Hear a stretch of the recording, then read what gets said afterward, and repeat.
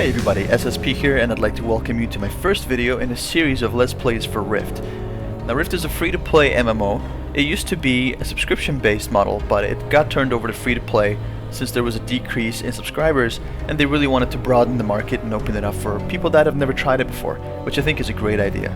Further to this, it's not a pay-to-win business model, which I really like. You can get stuff like mounts, pets, costumes, and so forth that don't actually ruin or impede your gameplay experience. So the first thing we're going to be talking about today is character creation. This is probably going to be one of the most important things in the game, considering that whatever you create will be something that you're going to have to deal with for the rest of the time that you spend playing that character. Let's get into it. So once you've clicked on the create button, you're going to be faced with one of two choices. You get to pick either the Guardians or the Defiants, which are the game's two main factions. Let's start off with the Defiants. On the Defiant side, we have a choice of Eth, Kalari, or Bami for our race. Each race has one active and one passive ability that they can use, so let's go over them now. The Eth has something called Agility, which allows you to move 50% faster for 15 seconds and can't be used in combat. They also have a passive resistance to Earth for 20 points. The Kalari have something called Camouflage, which allows them to turn into an animal and blend into their surroundings, reducing the range at which enemies will target or aggro them. They have a 20-point resistance to fire as their passive. The Bami have something called Mighty Leap, which you might be familiar with if you've seen the Barbarian in Diablo 3. Basically, you pick a location on the ground and leap to it. Unfortunately though, this ability cannot be used in combat. Their passive confers a 20-point boost to air resistance. And that's it for the Defiants. Alright, so now that we've checked out the Defiant side, let's check out the Guardian side. As a Guardian, you'll be able to play as a Mythosian, a High Elf, or a Dwarf. As a Mythosian, you'll get something called Mythosian Roar, which increases the movement speed of you and your party members by 30% for 10 seconds. Can't be used in combat, kinda sucks. The passive ability gives them a death resistance of 20 points as well. High Elves get something called Angelic Flight, which basically allows them to fly to a targeted area. 15-second cooldown, can't be used in combat. Passive is a life resistance of 20 points. Finally, the Dwarves get something called Dwarven Breakfast, which restores 8% of your health and mana each second over 13 seconds. Notice that this is the only ability that is not restricted to being used out of combat. They also have a passive ability which gives them a water resistance of 20 points. Well, that's it guys, let's move on to character creation. So once you've decided which faction, race, and gender you'd like to play as, you can move on and choose a calling. Before we do that though, I just want to bring your attention to these little buttons down here. These buttons are going to show you what your character is going to look like a few levels from now, and a little bit closer to endgame, which is, for some people, is pretty important. So let's move on to choose a calling. Callings consist of a warrior, mage, cleric, or rogue. The great thing is once you've chosen a calling, you're not really restricted to playing either as a tank, or a healer, or a DPS. Because of Rift's unique soul system, you're able to mix and match and really make a class that's right for you. So let's go into each one of these in detail. The main roles in Rift are divided into 4 sections: damage, support, tank, and healer. Not all callings are going to offer you all those roles, but you are going to be able to mix and match with the soul system to really create a class that works for you. Starting with the warrior, we have a destroyer, a pathfinder, a dark thane, hoplite, and a shock trooper. If you decide to play as a mage, you can be a gravelord, sage, pyromentalist, corruptor, or spellblade. As a cleric, you have a choice of flamekeeper, deathrite, thunderer, arbiter, and seraphic guard. Finally, as a rogue, you can choose huntsman, shadowstalker, planar sentry, battle bard, or flame trooper. Keep in mind that all that stuff you just saw were a bunch of presets that were made for you to be able to make your gameplay a little bit easier. You can, however, forego the presets altogether and create a custom class from the ground up. I'll show you what I mean a little bit later. Alright, so I've decided to play the cleric, and I've chosen Arbiter as my purpose. We're going to click next, and we're going to move on to this screen. So in this screen, we're going to be able to really choose all of the cosmetic features for our character. Starting on the top left-hand corner here, we can choose the shape of the face. We can choose the features. I think I like that one. Eye color, the scale of the eyes, as well as the orientation of the eyes and the eyebrows. You can choose some basic features of the nose, the mouth, and then move on to hair. There's a couple things to notice here. Aside from the color palettes that you're probably used to seeing in other games, you have these plus symbols here.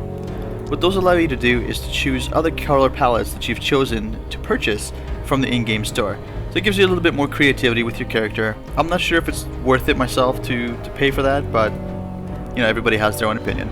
So you're able to choose new palettes for both the primary and secondary hair color as well as the hairstyle. Which even here you see you only get a few hairstyles, it's nothing special. So let's just go with the hairstyle that we like here. That one seems good. Now, we're moving on to markings here, so this is going to apply to both male and female characters. And I'm going to go with no markings. And the color doesn't matter if you have no markings. So moving down to makeup here. Obviously this is going to be facial hair, facial features and stuff like that for men. For women it's makeup, so we don't really want anything. I'm just going to slide that to the end, nice and clean look there. And finally we're going to be able to choose our skin tone. I think that's alright.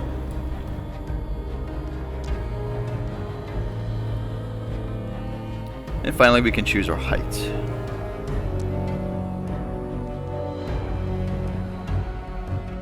That seems pretty good there. So if you actually don't want to go through all the stuff that we just went through here, there's a little thing down here called presets. And when you move this slider, basically you're going to get a preset, completely built character with a range of different cosmetic features that you're going to be able to just pick and choose and play with right away without actually having to go through the work of doing this. Mind you, there's not a lot of options here, definitely not as much as Guild Wars or even some other games that I've played in the past that have had quite complex character creation screens, but it's nice that they give you enough that you can at least customize yourself and be somewhat unique. So once you've done this, just gonna name your character. That one sounds good. Just click next. The king of Mythosia would have sacrificed the world to Regulos the Destroyer. The faithful rebelled against his heresy. We overthrew the tyrant and put his armies to the sword.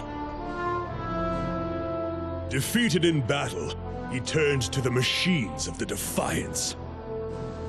Their devices drew upon the power of the dragon, a power they could not control. This is the day the rifts came. This is the day we died. But the gods of the Vigil intervened. Their messengers went among the fallen and ascended the worthy, not for their virtue, but for their might. In you, they placed their faith, their hope, and their power. You are our salvation. You are a guardian.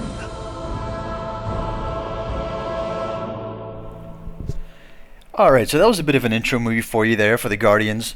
Defiance do have their own, and you do start in two different areas, although you don't really start in a different area based on your class. You just start in a different area based on which faction you chose to go with.